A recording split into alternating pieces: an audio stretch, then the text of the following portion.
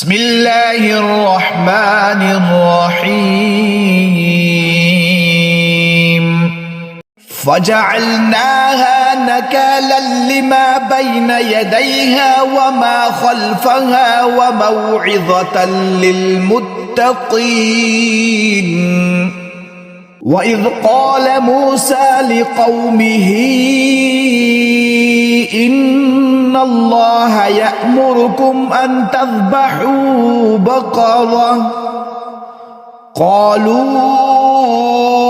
أتتخذنا هزوا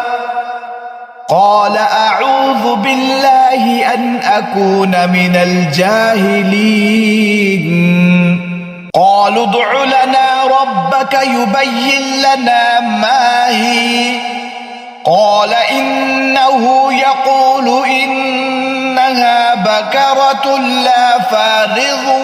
ولا بكر عوان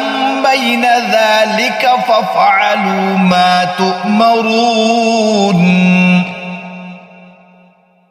قالوا ادع لنا ربك يبين لنا ما لونها